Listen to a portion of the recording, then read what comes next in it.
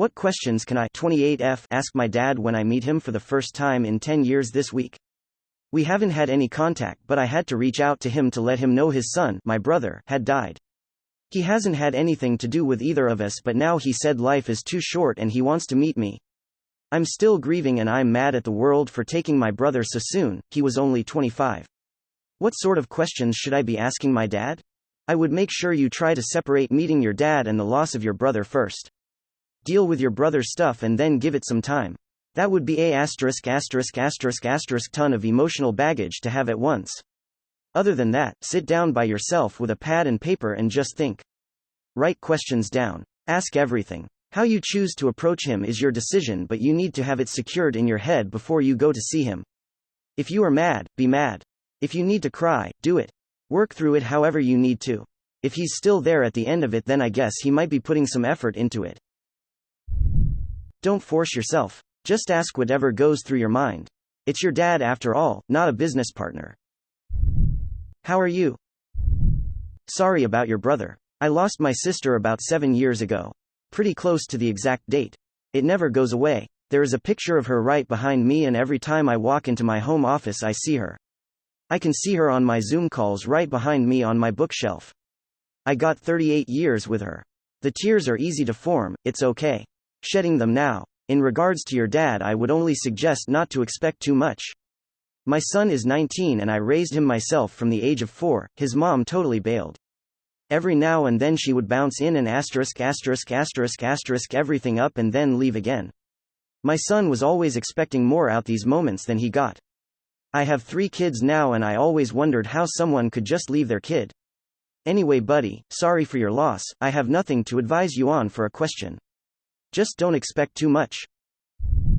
Start with family medical history just in case it doesn't work out and you never want to see him again. I wouldn't worry about questions either. If there is anything that has been nagging at you, then ask it. If you want to make him carry the conversation, then make him. If you want to use this opportunity to unabashedly talk about yourself to no end, do it. If you want to just let the conversation just do whatever it does, that's fine too. Not sure what questions, but be careful. Meet in a public place and have a friend with you. Don't give away your address and be prepared to walk away. I think the priority is maintaining your safety. He is your father, but he has also been a stranger and you don't really know him.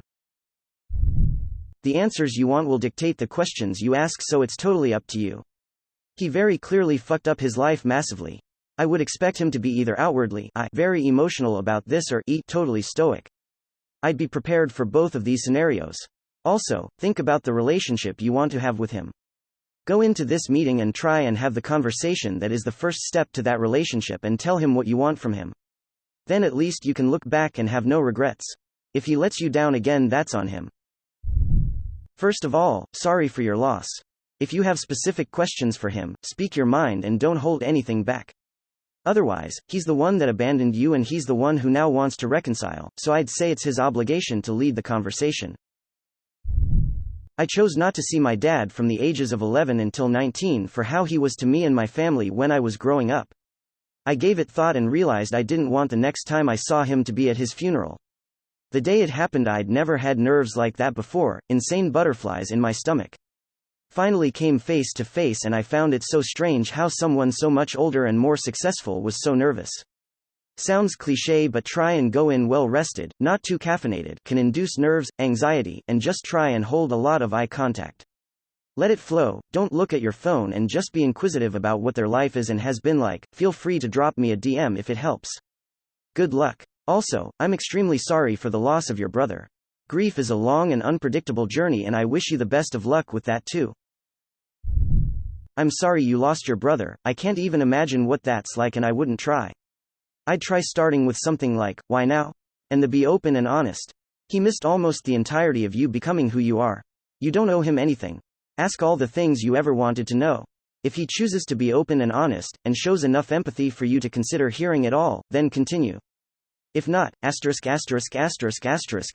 walk away and let him live in regret while you heal and move forward. First off, you have no obligation to meet him.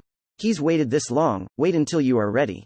With everything that's going on, you may be too emotional to deal with him. This honestly sounds like some kind of sympathy scam, waiting till you are vulnerable. Now for the questions, I guess would be why didn't you contact us sooner? What part are you trying to play in my life now? Are you in it for the long haul or just to see what happens? As someone who's long since written off his parents, I've been through this a couple of times. I don't know what kind of note things were left on, but since it's been 10 years, I'm assuming a bad one. Don't feel like you have to say anything. Let him do the talking. Don't let him you, though. Call him on anything that sounds like a poor excuse or doesn't add up. Even if you're open to a relationship with him, he still needs to prove he's serious about making amends. Donating half of your genetic makeup doesn't entitle him to any kind of special treatment or even a second of your time. Keep in mind that there are really only two people in this world a person should be able to count on unquestionably, and as one of those two people for you, he utterly fucked the duck. He deserves nothing from you beyond what you're comfortable with. This can be hard to keep sight of when he's sitting in front of you, but it's important to keep your guard up with people like this. Aside from that, ask anything you've always wanted to know. Say anything you've always wanted to get off your chest.